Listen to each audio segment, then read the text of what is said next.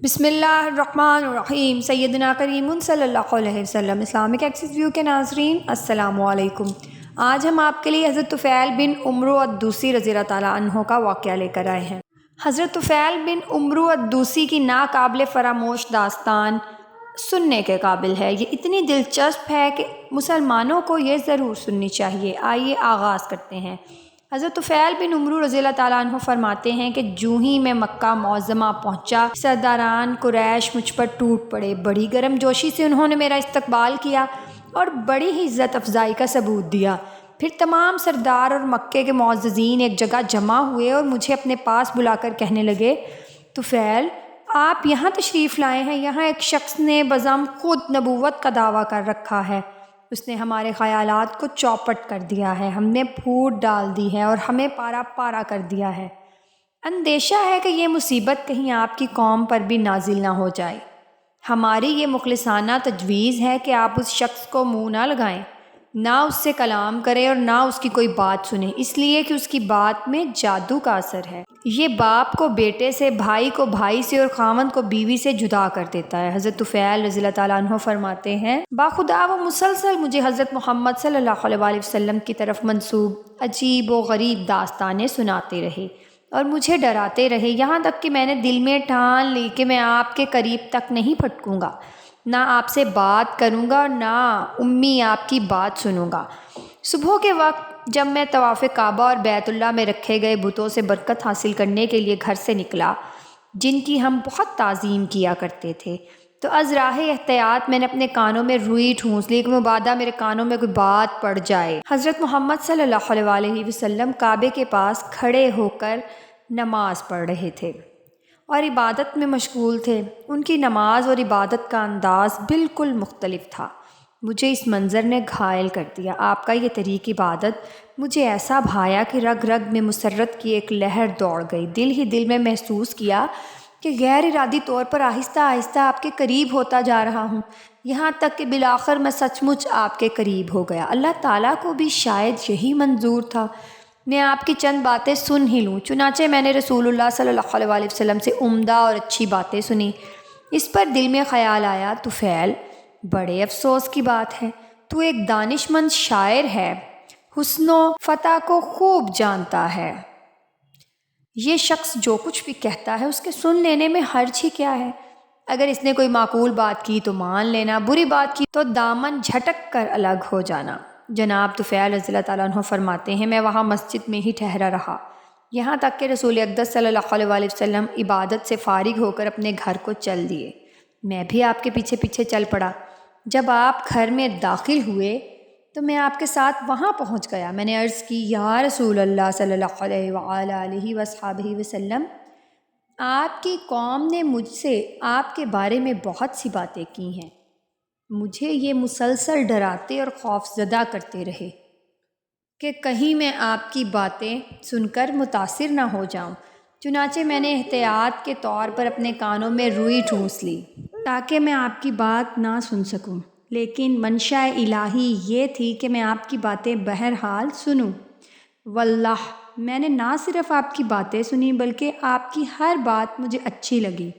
از راہ کرم آپ مجھے اپنا پیغام سنائیں۔ رسول اقدس صلی اللہ علیہ وسلم نے اپنی دعوت پیش کرتے ہوئے سورہ اخلاص اور سورہ فلق کی تلاوت فرمائی۔ باخدا اس سے پہلے نہ تو میں نے اس سے بہتر کوئی کلام سنا تھا اور نہ آپ کے پیغام سے بڑھ کر عدل و انصاف پر مبنی کوئی اور پیغام میرے کانوں میں پڑا تھا۔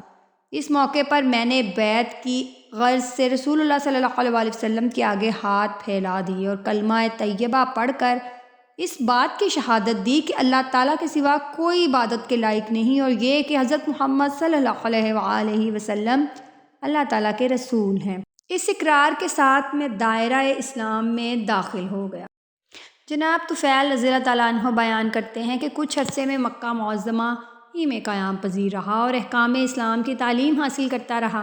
حتی الامکان اس عرصے میں قرآن مجید کے کچھ اجزاء زبانی یاد کیے، اور جب میں نے اپنے وطن اور قوم کی طرف لوٹنے کا عزم کیا تو آپ کی خدمت میں حاضر ہوا اور کہا، یا رسول اللہ صلی اللہ علیہ وسلم، میں ایک ایسا شخص ہوں کہ میرا قبیلہ میری بات مانتا ہے، اب میں ان کے ہاں واپس جا رہا ہوں، اور وہ بھی اسلام کا داعی بن کر۔ دعا کیجیے کہ اللہ تعالیٰ مجھے کوئی ایسی نشانی عطا کر دے جب میں انہیں اللہ تعالیٰ کی طرف بلاؤں تو وہ میری مددگار ثابت ہو۔ اس پر آپ صلی اللہ علیہ وآلہ وسلم نے میرے لیے دعا کی، الہی اس کو اس طرح کی نشانی عطا کر دے جو ہر اس وقت اس کے کام آئے جب بھی وہ خیر و خوبی کا قصد کرے۔ میں جب وہاں سے اپنے وطن کی طرف چل پڑا اور اپنی بستی کے قریب ایسے مقام پر پہنچا جہاں سے قوم کے در و دیوار صاف نظر آ رہے تھے، تو کیا دیکھتا ہوں کہ اچانک میری پیشانی پر چراغ کی مانند ایک روشنی دمک رہی ہے۔ میں نے اللہ تعالیٰ سے التجا کی، الہی اس روشنی کو میرے چہرے کی بجائے کسی اور چیز میں منتقل فرما دے، مبادا کہ میری قوم میرا چہرہ دیکھ کر یہ کہہ دے کہ اپنا آبائی دین چھوڑنے کی یہ سزا ہے، روشنی نہیں۔ میرا یہ کہنا تھا کہ روشنی میرے چہرے سے ہٹ کر میرے نیزے کے بالائی حصے میں مرکوز ہو گئی۔ ایسا معلوم ہو رہا تھا جیسے کوئی قندیل نیزے میں جگمگا رہی ہے۔ اور جب میں پہاڑ کی بلندی سے نیچے اتر کر اپنی قوم کے پاس آیا تو سب سے پہلے مجھے ملنے کے لیے میرا والد آیا، جو بہت بوڑھا ہو چکا تھا۔ میں نے کہا، ابا جان مجھ سے دور ہی رہیں، میرا اور آپ کا اب کوئی رشتہ باقی نہیں رہا۔ باپ نے افسردہ ہو کر کہا، لخت جگر یہ کیسے؟ میں نے کہا، میں مسلمان ہو گیا ہوں اور میں حضرت محمد صلی اللہ علیہ وآلہ وسلم کے دین کی پیروی قبول کر لی ہے۔ باپ نے بیٹے کی بات سن کر کہا، بیٹے اس سے کیا ہوتا ہے، میں بھی وہی دین تسلیم کیے لیتا ہوں جو تیرا دین ہے۔ میں نے کہا، اچھا پھر غسل کر لیجیے اور اپنے کپڑے دھو کر اجلے کر لیجیے، اور آئیے میں آپ کو وہی تعلیم دوں جو میں نے حاصل کی ہے۔ ابا جان نے میری بات مان لی، غسل کیا، صاف ستھرے کپڑے پہن کر قبول اسلام کے لیے تیار ہو گئے۔ میں نے اسلام کی دعوت دی، وہ فوراً مسلمان ہو گئے۔ اس کے بعد میرے پاس میری بیوی آئی۔ میں نے کہا، مجھ سے دور ہی رہو تو اچھا ہے، میرے اور تیرے درمیان اب کوئی ناطہ باقی نہیں رہا۔ اس نے چونک کر کہا، میرے ماں باپ آپ پر قربان ہو، یہ کیوں؟ میں نے کہا، ہم دونوں کے درمیان عقیدے کی دیوار حائل ہو گئی ہے، میں نے دین اسلام قبول کر لیا ہے اور حضرت محمد صلی اللہ علیہ وآلہ وسلم کی پیروی قبول کر لی ہے۔ اس پر میری بیوی نے کہا، اس سے کیا ہوتا ہے، میں بھی وہی دین اختیار کیے لیتی ہوں جو آپ نے اختیار کیا ہے۔ میں نے کہا، یہ بات ہے تو جاؤ اور ذوالشرح کے پانی میں غسل کر کے آؤ۔ ذوالشرح قبیلہ دوست کا ایک معروف بت تھا جس کے گرد ایک گڑھے میں پہاڑ سے پانی آ کر جمع ہوتا تھا۔ بیوی نے کہا، میرے ماں باپ آپ پر قربان ہوں، کیا آپ ذوالشرح سے ڈرتے نہیں؟ میں نے کہا، ہرگز نہیں، تم پر اور ذوالشرح پر ہلاکت نازل ہو۔ میں کہتا ہوں، جاؤ وہاں لوگوں کی نظروں سے اوجھل ہو کر نہا دھو لو، میں ضمانت دیتا ہوں کہ یہ گونگا بہرا بت تیرا کچھ بھی بگاڑ نہیں سکے گا۔ یہ حوصلہ افزا بات سن کر وہ گئی اور غسل کر کے واپس آ گئی۔ میں نے اس کے سامنے اسلام کی سادہ اور پرتاثیر دعوت پیش کی، جس کو اس نے خندہ پیشانی سے قبول کیا اور وہ مسلمان ہو گئی۔ اس کے بعد میں نے براہ راست قبیلہ دوست کو اسلام کی طرف بلایا۔ حضرت ابو ہریرہ رضی اللہ تعالیٰ عنہ کے علاوہ ہر ایک نے اسلام قبول کرنے میں ہچکچاہٹ کا اظہار کیا۔ اس گروہ میں حضرت ابو ہریرہ رضی اللہ تعالیٰ عنہ ہی تنہا ایسے سلیم الطبع شخص تھے جنہوں نے بغیر کسی تعامل کے اسلام کا پیغام دل کی گہرائیوں میں اتار لیا۔ حضرت طفیل رضی اللہ تعالیٰ عنہ بیان فرماتے ہیں، ایک دفعہ میں رسول اللہ صلی اللہ علیہ وآلہ وسلم کی خدمت اقدس میں مکہ معظمہ حاضر ہوا اور حضرت ابو ہریرہ رضی اللہ تعالیٰ عنہ بھی میرے ساتھ تھے۔ نبی اکرم صلی اللہ علیہ وآلہ وسلم نے مجھ سے دریافت فرمایا، طفیل صورتحال کیا ہے؟ میں نے عرض کی، حضور لوگوں کے دلوں پر پردے پڑے ہیں، کفر نے شدت اختیار کر لی ہے اور قبیلہ دوست پر فسق و فجور اور نافرمانی کا خصوصیت سے غلبہ ہے۔ یہ سننا تھا کہ رسول اللہ صلی اللہ علیہ وآلہ وسلم اٹھے، وضو کیا، نماز پڑھی اور آسمان کی طرف ہاتھ اٹھا کر کچھ کہنا چاہا۔ حضرت ابو ہریرہ رضی اللہ تعالیٰ عنہ فرماتے ہیں، جب میں نے آپ کو اس حالت میں دیکھا تو دل ہی دل میں ڈر گیا کہ مبادا میری قوم کو بد دعا دیں اور وہ ہلاک ہو جائے۔ میں نے افسردگی کے عالم میں کہا، ہائے میری قوم! لیکن رحمت دو عالم رسول معظم صلی اللہ علیہ وسلم نے جو فرمایا وہ یہ تھا، الہی قبیلہ دوست کو ہدایت دے، الہی قبیلہ دوست کو ہدایت دے، الہی قبیلہ دوست کو ہدایت دے۔ پھر آپ نے حضرت طفیل رضی اللہ تعالیٰ عنہ کی طرف متوجہ ہو کر ارشاد فرمایا، اب آپ اپنی قوم کے پاس بے دھڑک جائیں، ان کے ساتھ نرمی کا برتاؤ کریں اور اسلام کی دعوت انہیں دیں۔ حضرت طفیل رضی اللہ تعالیٰ عنہ فرماتے ہیں، میں مسلسل سرزمین دوست میں لوگوں کو اسلام کی دعوت دیتا رہا، یہاں تک کہ رسول اللہ صلی اللہ علیہ وآلہ وسلم ہجرت کر کے مدینہ منورہ تشریف لے گئے۔ یہاں پہنچ کے بدر، احد اور خندق ایسی ہولناک جنگوں کا آپ کو سامنا کرنا پڑا۔ اس کے بعد مدینہ منورہ میں حضور نبی کریم صلی اللہ علیہ وسلم کی خدمت میں حاضری دی۔ اس دفعہ میرے ہمراہ قبیلہ دوست کے تقریباً 80 گھرانے تھے جو نعمت اسلام سے مشرف ہو چکے تھے اور ان کی اسلامی حالت بہت بہتر تھی۔ رسول اللہ صلی اللہ علیہ وسلم ہمیں دیکھ کر نہ صرف بہت خوش ہوئے بلکہ دوسرے مسلمانوں کے ساتھ خیبر کے مال غنیمت سے ہمیں بھی مقرر حصہ دیا۔ ہم نے التجا کی، یا رسول اللہ صلی اللہ علیہ وسلم، ہر جنگ میں ہمیں میمنہ میں رکھیے، یعنی لشکر کے دائیں پہلو پر، اور لفظ مبرور ہمارا شعار مقرر فرما دیجیے۔ حضرت طفیل رضی اللہ تعالیٰ عنہ فرماتے ہیں، اس کے بعد میں رسول اللہ صلی اللہ علیہ وسلم کی صحبت میں رہا، یہاں تک کہ اللہ تعالیٰ کے فضل و کرم سے مکہ فتح ہو گیا۔ میں نے عرض کی، یا رسول اللہ صلی اللہ علیہ وسلم، بہتر یہ ہے کہ آپ مجھے عمرو بن حمہ کے بت ذوالکفین کی طرف روانہ کریں تاکہ میں اسے نظر آتش کر سکوں۔ رسول اکرم صلی اللہ علیہ وسلم نے وہاں جانے کی مجھے اجازت دے دی۔ میں اپنی قوم میں سے ایک جماعت لے کر اس بت کی طرف چل پڑا۔ جب میں اور میرے ساتھی وہاں پہنچے اور اسے جلا ڈالنے کا ارادہ کیا تو کیا دیکھتا ہوں کہ ہمارے گرد عورتوں، مردوں اور بچوں کی ایک بھیڑ جمع ہو گئی۔ یہ سب اس بات کے منتظر تھے کہ ہم نے ذوالکفین بت کو ذرا بھی نقصان پہنچایا تو آسمان سے بجلی گر کر ہمیں بھسم کر ڈالے گی۔ ان پجاریوں کی موجودگی میں بت کی جانب بڑھا اور بت کے عین دل میں آگ بھڑکا دی۔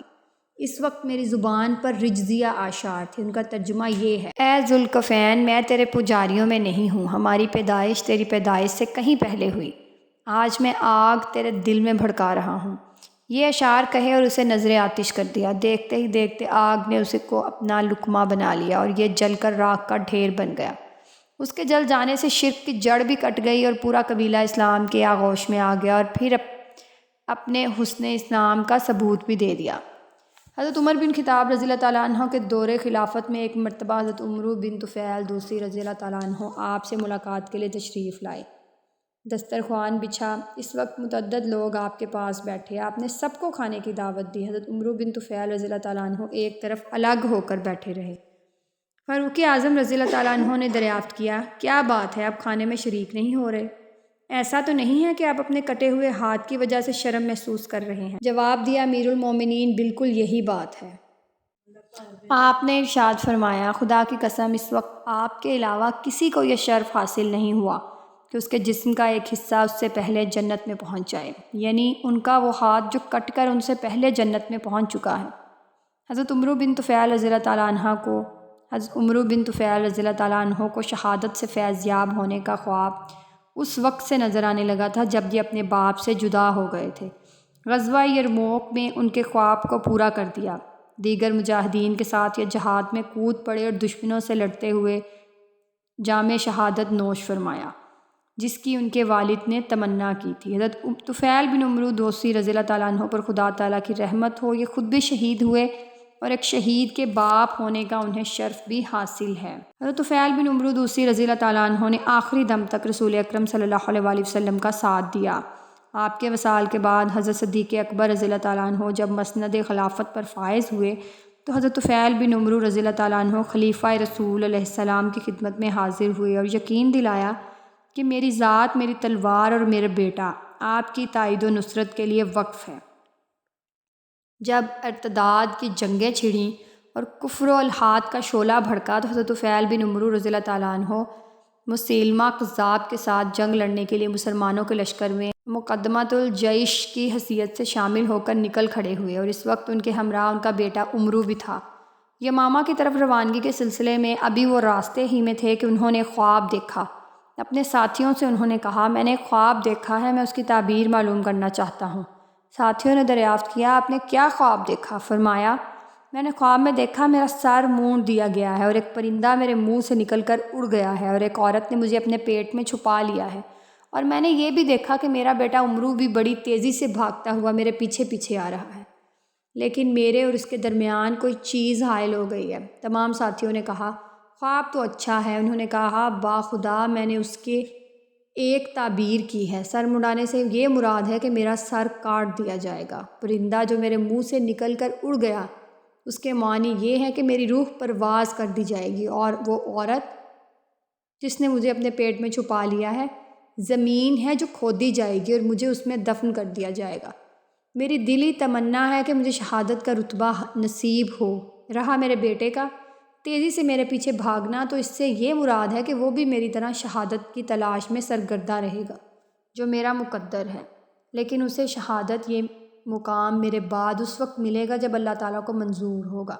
معرکہ یمامہ میں اس جلیل القدر صحابی حضرت طفیل بن عمرو رضی اللہ تعالیٰ عنہ دوسی کو بڑی کڑی آزمائش سے دوچار ہونا پڑا۔ اس معرکے میں لڑتے ہوئے، طرح طرح کی آزمائشوں سے گزرتے ہوئے جامع شہادت نوش فرمانے کی شہادت حاصل کی۔ ان کا بیٹا عمرو بھی لگاتار دشمنوں سے برسر پیکار رہا، یہاں تک کہ زخموں نے اسے چور کر دیا، اور یہ اس طرح ارض یمامہ میں اپنے باپ کو اور اپنے کٹا ہوا ہاتھ چھوڑ کر مدینہ واپس لوٹ آیا۔